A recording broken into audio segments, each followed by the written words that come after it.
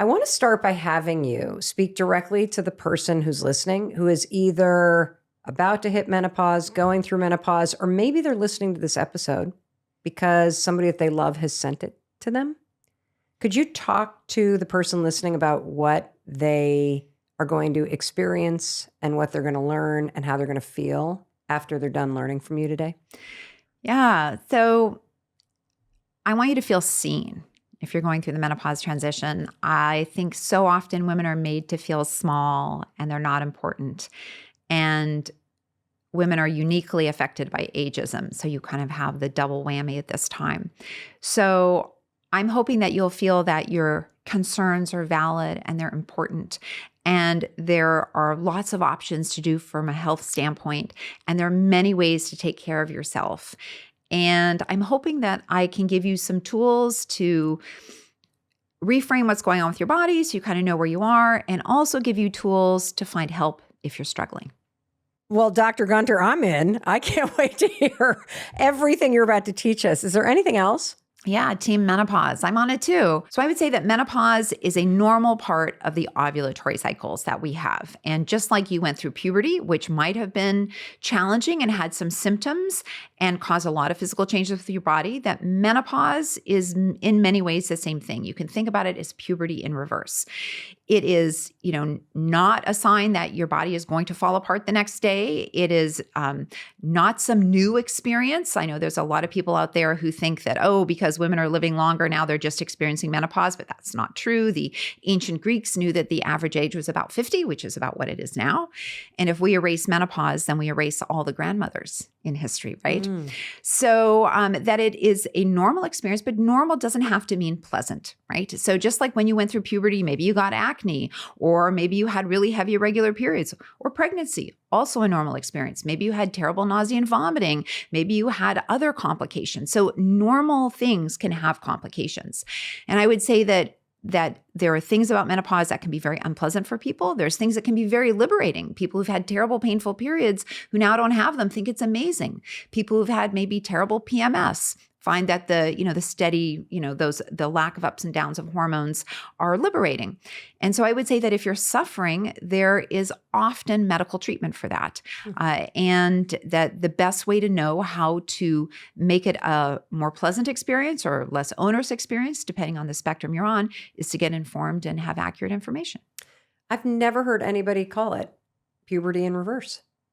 That actually makes a lot of sense. Yeah, well, just like it's a different physiologic process, but you have a winding up, right? So when you go through puberty, you don't start and bang on, have cycles regular. They sort of start and stop. They might be heavy. They have that sort of like flirting with it, if you will. Well, you have that same in kind of the last couple of years. You have the starting and stopping with the periods. You're having the winding down of ovulation, and so so they're like bookends, a little bit different. Maybe like sisters, not twins. I don't know. What is happening to the body when you're going through menopause?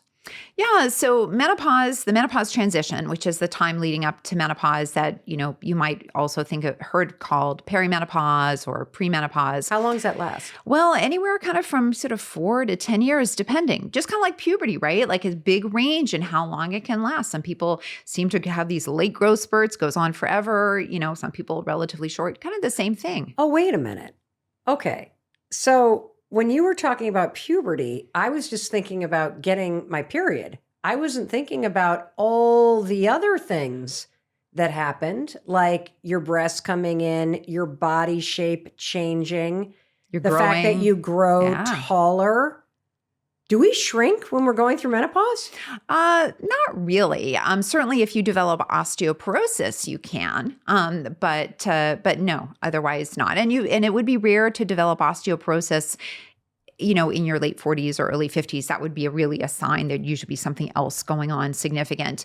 But over time, if you have osteoporosis, you certainly can lose height, and we want to protect that. But yeah, puberty is a many years experience, right? You start to get pubic hair, you start to grow, you get breast buds, your body shape changes. You may have mood swings, you may have acne, you sort of this whole experience. And just like puberty might have ended at a different time for different people. Some people stopped growing in grade 7. I was still, growing in grade 10, grade 11, right? You have this big range. It's the same thing with the menopause transition.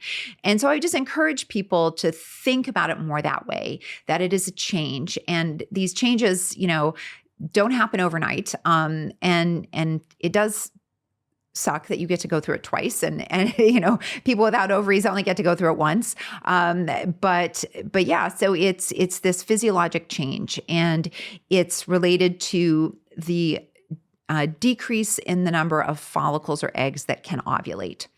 And so what happens sort of in response to the decreasing levels of estrogen that are produced, you get other hormonal changes. Your brain is trying harder to get the ovaries to ovulate. It can start to get discoordinated. So you might get one ovulation right on top of each other. So some cycles you might have higher estrogen levels than normal. Some cycles you may not have progesterone.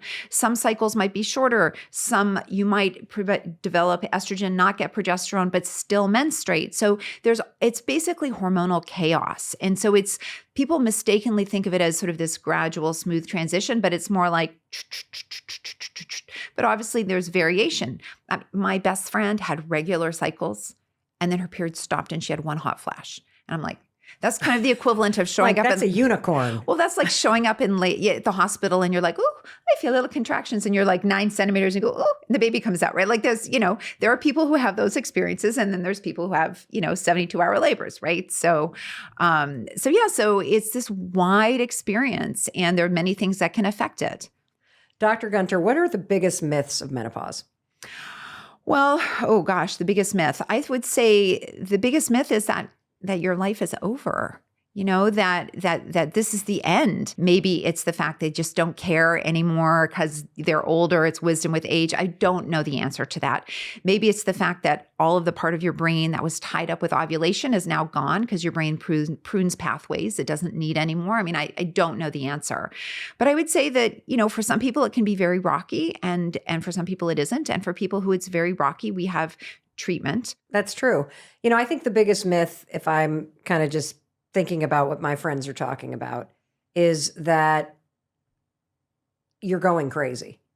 And it feels very liberating when a doctor tells you, oh, that brain fog, that can be explained by menopause. Oh, frozen shoulder, that can be explained by menopause. And so understanding that there's an underlying reason for all of these things suddenly coalescing, for me, has been the biggest, most liberating thing, is to kind of understand what's going on instead of feeling like I'm a victim to what's going on.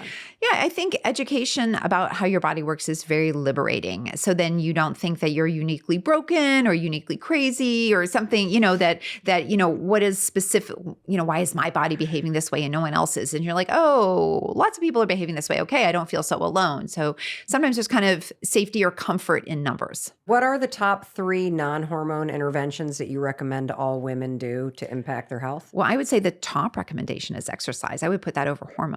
Absolutely. But in menopause in particular, how come? Well, exercise touches almost every single domain that is affected by menopause. So if you think that menopause can start to change the trajectory for, risk of osteoporosis and risk of dementia, risk of muscle loss, all of these things, exercise touches all of those domains. So in the menopause transition, there's an increased risk of depression. Exercise can treat depression.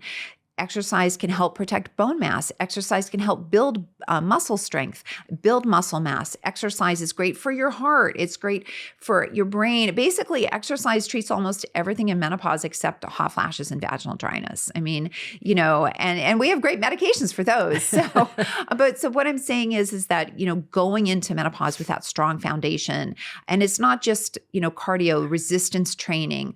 Exercise helps with your balance, so you're less likely to fall. I mean, the number one risk factor for breaking a bone is actually falling, right? So, so all of these things can be protected with exercise, but that's not a sexy sell. Like if you could only ever do one thing for your health, it would be to get your exercise. I mean, and you don't want to play favorites and say, well, you can only do one thing, but you get what I mean. I'm just trying to emphasize how important exercise is, and resistance training and building muscle. And I'm always inspired by all these women in their 50s, 60s, and 70s on Instagram that are like showing, like they're flexing and their backs are they're just like cut. And I'm just like, oh yeah. Never too late. Yeah. Well, I'm working on it. So I exercise, eating, 25 grams of fiber a day, trying to have, more protein. Many women don't eat enough protein, and trying to have more plant-based protein in your diet and having more vegetables. I mean, that's not the sexy stuff, but it's the stuff. And then obviously not smoking. Everything you need to know about menopause. Just like you went through puberty, which might have been